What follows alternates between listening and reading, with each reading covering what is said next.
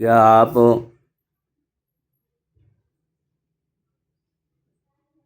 देश में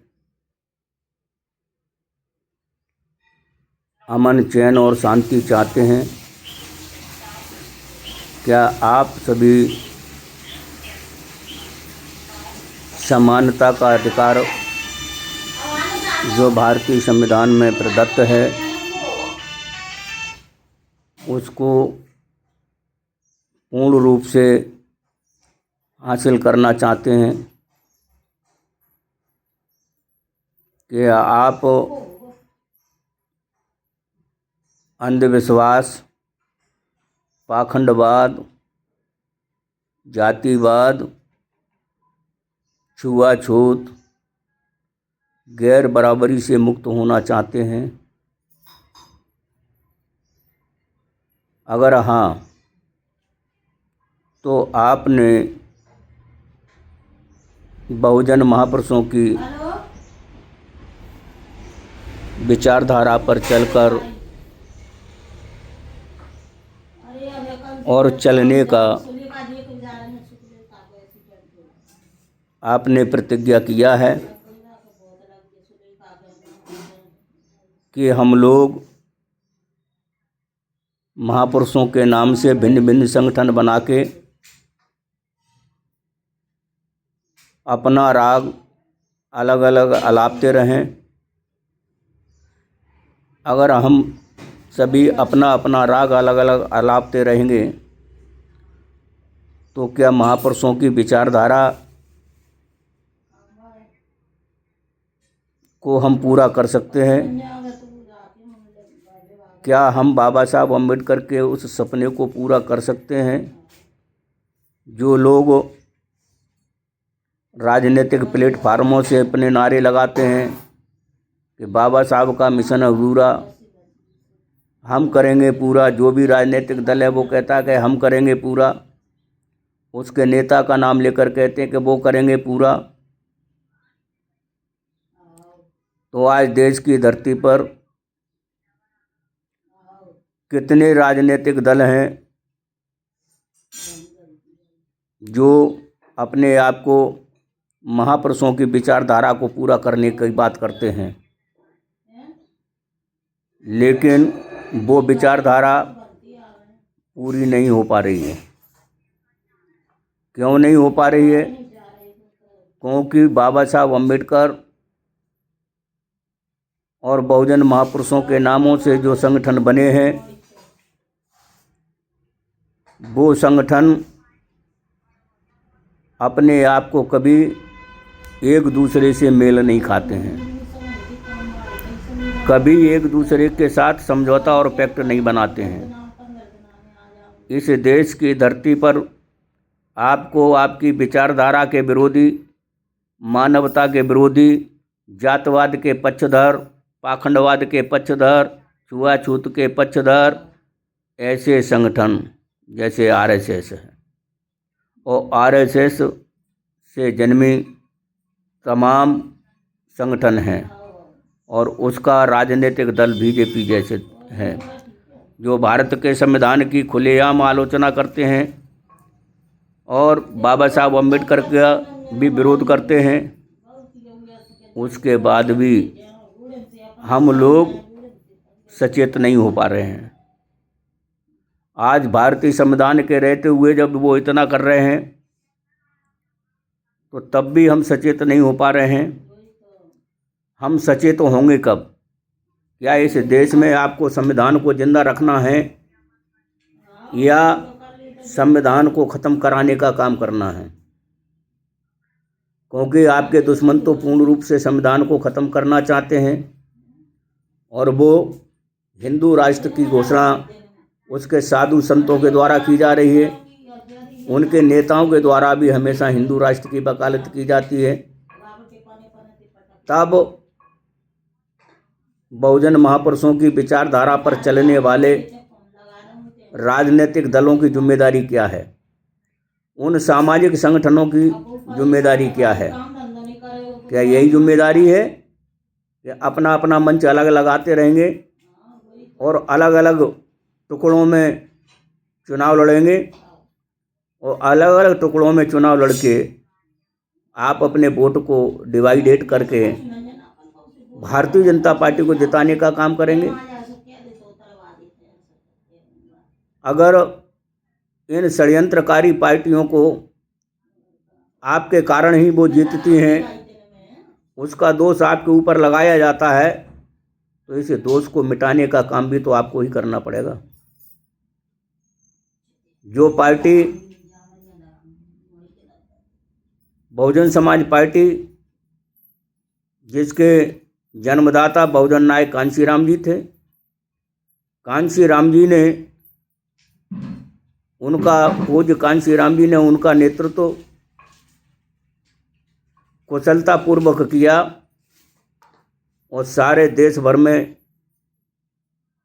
पार्टी बड़े पैमाने पर खड़ी हुई और उस पार्टी को राष्ट्रीय मान्यता प्राप्त हुई। और आज उस पार्टी का पूरे देश भर में एक भी विधायक देखने को नहीं मिल रहा है, कोई सांसद नहीं है। तो इसके पीछे कारण क्या है? वो पार्टी इतने नीचे पायदान पर क्यों गई?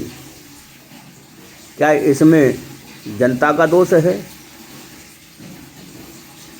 इसमें किसी पब्लिक का दोष नहीं है। कांशीराम जी के बीमार होने के बाद उस दल और संगठन का नेतृत्व बहन कुमारी मायावती जी के हाथों में आया और उन्होंने अपनी पार्टी में समय समय पर ब्राह्मणवाद के समर्थन में वकालत की और एक ब्राह्मण को उन्होंने अपने नज़दीक रख लिया, सतीश चंद्र मिश्रा को। अगर बहन जी के मंचों से ये नारा नहीं लगता कि हाथी शंख ब्राह्मण शंख बजाएगा और हाथी बढ़ता जाएगा, और तमाम सारे जय परशुराम के नारे उनके मंच पर नहीं लगते और उनके मंच से शंख नहीं बजता, तो शायद है कि ये बहुजन समाज के लोग बहुजन समाज पार्टी से अलग नहीं होते। और नेतृत्ववान नेताओं को अगर पार्टी से अलग नहीं किया होता तो शायद आज ये पार्टी को वो दिन देखने को नहीं मिलते। आज भी समय है कि जब भारतीय जनता पार्टी जैसी पार्टी जो कभी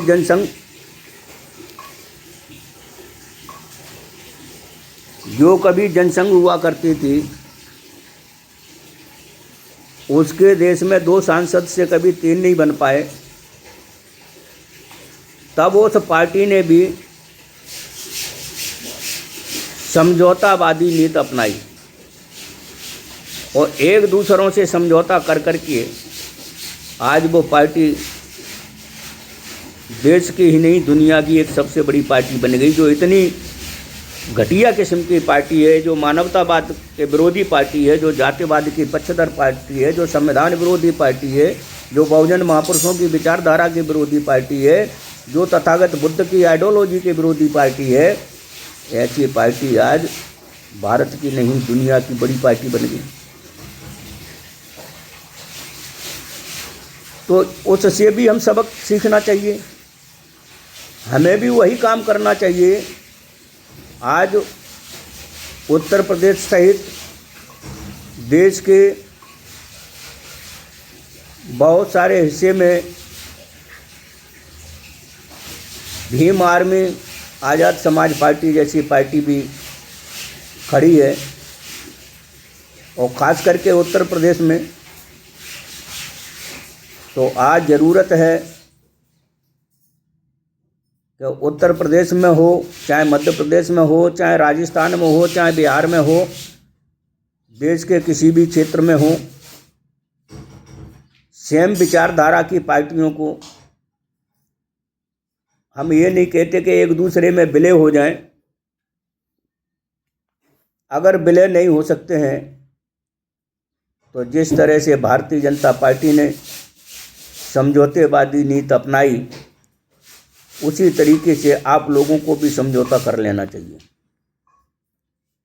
चाहे वो वामन मेश्राम हो, चाहे और भी तमाम सारे संगठन हो।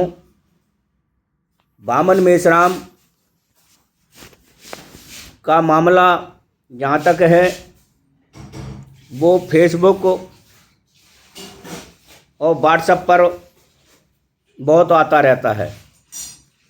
ज़मीनी स्तर पर, धरातल पर उनका भी काम कोई बड़ा नहीं हो पाया है। इसी तरीके से बाबा साहब अम्बेडकर के नाती प्रकाश राव बाड़ा साहब अम्बेडकर का अपना वंचित बहुजन अघाड़ी है, जो महाराष्ट्र से बाहर कहीं खड़ा नहीं हो पाया है। इसी तरीके से और भी तमाम सारे संगठन हैं। तो सभी संगठनों को मिल करके आपस में समझौता बना करके, जो जहाँ जिसकी ताकत है वो वहाँ अपनी सीटों को में से, जैसे उत्तर प्रदेश है तो उत्तर प्रदेश के सीटों के अनुपात के हिसाब से सीटों का समझौता होना चाहिए। और अगर हो सके तो इनके अतिरिक्त ओबीसी के राजनीतिक संगठन हैं,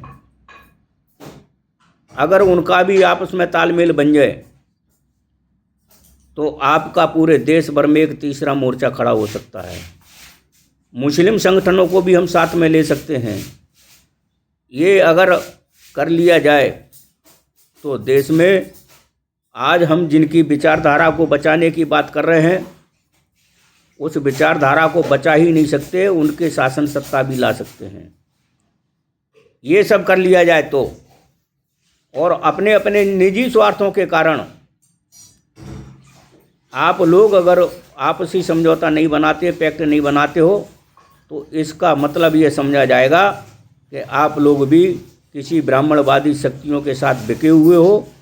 बाबा साहब अम्बेडकर, भगवान बुद्ध, संत कबीर, संत रैदास, पेरियर रामास्वामी नायकर, महात्मा फुले, संत गाड़गे, नारायण गुरु स्वामी जैसे महापुरुषों का नाम लेकर के आप सिर्फ ब्राह्मणवाद से समझौता कर रहे हो और उनकी विचारधारा को उसी तरह से ख़त्म करने का काम कर रहे हो जिस तरह से ब्राह्मणवाद व्यवस्था कर रहा है महापुरुषों की विचारधारा को ख़त्म करने का। तो आप लोग सचेत रहें। हम पहले भी एक वीडियो के माध्यम से ये आगाह कर चुके हैं और फिर से पुनः मैं बनते नागतेश प्रदेश अध्यक्ष अखिल भारतीय भिक्षु महासंघ मध्य प्रदेश आपसे सभी से अपील कर रहा हूँ कि आप लोग अपनी अपनी हेकड़ाई में न रहें। अगर तुम्हें प्यारा है भारत का संविधान, अगर तुम्हें प्यारा है बहुजन महापुरुषों की आइडियोलॉजी, अगर आप चाहते हो बाबा साहब का वो सपना जिसको बाबा साहब ने बौद्ध धम्म की दीक्षा लेते हुए कहा था कि मैं 2 वर्ष में भारत में कम से कम 2 करोड़ बौद्ध पैदा कर दूंगा और भारत को बुद्धमय बनाऊंगा। लेकिन बाबा साहब अम्बेडकर 6 दिसंबर 56 को दुनिया से चले गए, आज हमारे बीच में नहीं है। उसके बाद से अब तक वो बाबा साहब का सपना अधूरा है, जिसे पूरा कौन करेगा? क्या नरेंद्र मोदी जैसे जुमलेबाजी करने से महापुरुषों का सपना पूरा हो जाएगा? नरेंद्र मोदी जैसे झूठे सपने दिखाने से क्या भारत स्वर्णमय बन गया? नहीं बना। तो यही हुआ है। तो अब मैं आपसे अपील करना चाहता हूं पुनः से कि आप सही रास्ते पर आएं और इस देश को, जो कहा जाता था कि भारत में दूध की नदियां बहती थीं, जो कहा जाता था कि भारत सोने की चिड़िया था, इस भारत को पुनः से सोने की चिड़िया स्थापित करने के लिए, भारत में दूध की नदियां बहती थीं उसी तरीके का उसको साकार करने के लिए, भारत को अधर्मियों के हाथों से मुक्त करने के लिए, ये तनातनी बलात्कारी जातिवादी आपराधिक किस्म के लोगों से मुक्त कराने के लिए, भारत में बुद्ध शासन लाने के लिए आज हम सबको एकजुट होने की ज़रूरत है। यही बात मैं कहते हुए